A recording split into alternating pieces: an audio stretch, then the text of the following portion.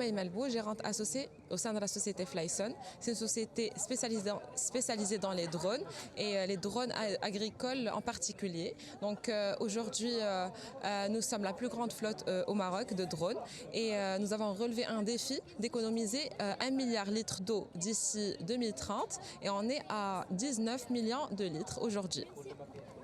Donc la technologie de drone permet à nos agriculteurs d'économiser en temps et en gain.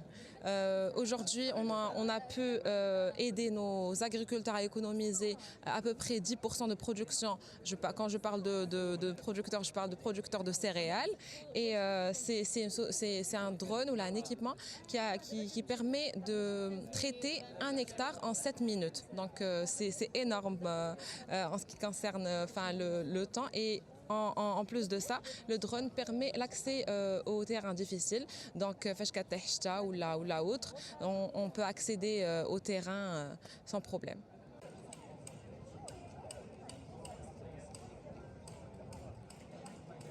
À l'École nationale des mines et avec nous monsieur l'ambassadeur du Togo et on le remercie de sa présence. Et ma première question est par rapport à la relation bilatérale entre le Royaume du Maroc et le Togo. Comment vous la considérez? Le Maroc et le Togo sont des pays frères. Donc parler de la coopération, des relations bilatérales entre le Maroc et le Togo, c'est parler des relations entre deux jumeaux. Donc le Maroc et le Togo sont des pays frères de l'Afrique et qui travaillent pour l'intégration de l'Afrique dans tous les domaines. Et donc dans le cadre de ce forum, nous sommes arrivés parce que nous avons un intérêt particulier pour la formation dans l'ingénierie, les recherches, les innovations, parce que l'Afrique aujourd'hui regorge de beaucoup de ressources. L'Afrique regorge de beaucoup d'opportunités et de potentialités. Et l'Afrique est également le continent qui a le plus de potentiel en termes de capital humain. Je parle de la jeunesse. Donc pour mettre en valeur toutes ces ressources, toutes ces potentialités dont nous disposons, il faut une formation de cette jeunesse, de ce capital humain. Et donc une école comme l'École des mines forme les ingénieurs justement dans ce domaine et donc nous sommes venus pouvoir apporter notre contribution, notre soutien à cette initiative parce que la coopération entre nos deux pays doit aller au-delà simplement des messes diplomatiques, mais dans la recherche de solutions qui permettent que nos populations s'intègrent, nos ressources soient partagées et que tout bénéfice que nous tirons de cette coopération soit bénéfique, mutuellement bénéfique pour nos populations. Pour les deux parties. Effectivement. Dans un autre sens, et sur la base de ce que vous venez de dire, sur la base aussi de la coopération sud-sud entre le Royaume du Maroc et le Togo, le Maroc a un certain savoir-faire qui a été mis en avant, notamment en termes d'infrastructure et la sécurité des événements sportifs aussi. Et dans ce sens, le Maroc est toujours ouvert à partager son expertise.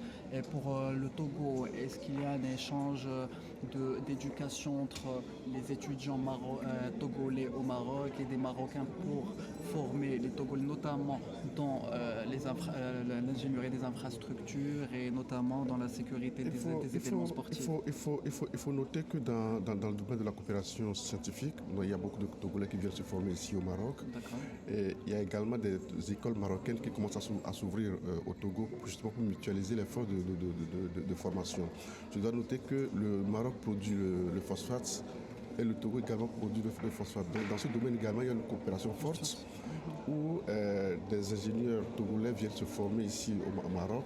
Et il y a une coopération entre l'OCP et la SNPT qui sont des sociétés marocaines et togolaises qui exploitent le phosphate.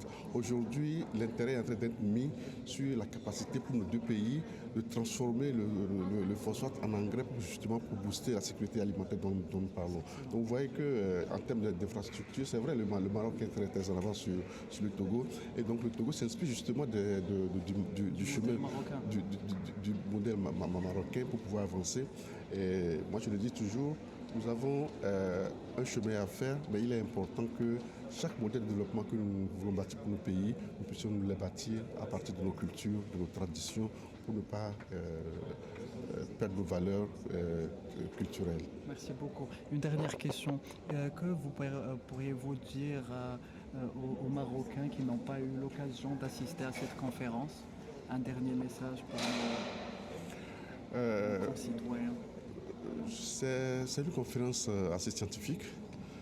Donc si j'ai un message à adresser, c'est à l'endroit des étudiants qui sont à la quête de connaissances et de recherche, de venir visiter les stands, de participer aux conférences. Ça leur permettra d'avoir une grande idée sur ce que fait le Maroc en termes de formation d'ingénieurs dans les mines, et puis voir dans quelle mesure eux aussi peuvent apporter leur contribution pour la construction du Maroc.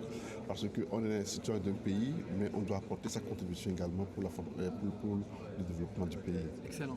Je vous remercie, monsieur l'ambassadeur, et je vous souhaite une excellente journée. Merci et beaucoup. à très bientôt. Merci. Je vous en prie.